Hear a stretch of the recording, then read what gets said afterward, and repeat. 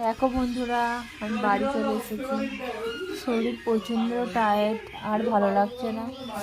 আমি বাড়ি এসে তোমাদের সাথে কথা বলছি। দেখো দেখো বিছানাও করা হয়ে গেছে, এবার শোবো।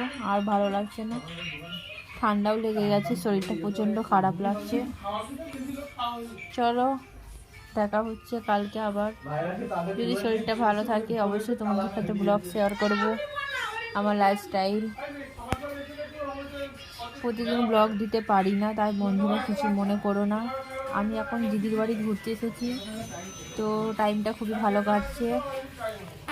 প্রচণ্ড ঠান্ডা, আবার কখনো কখনো এত গরম যে ফ্যান চালাতে হচ্ছে। তো এই ওয়েদারে শরীরটা প্রচণ্ড খারাপ করে গেছে, মাথাটা প্রচণ্ড ধরে আছে। বাইরে দেখো ওরা কি করছে, তারাও দেখাচ্ছি। তো আমি শুয়ে পড়বো, আমার ভালো লাগছে না। এরা এখনো গোল টেবিল করছে, মনার এখনো খাওয়া চলছে। ও প্রচণ্ড ডান্স করেছে, প্রচণ্ড এনজয় করেছে।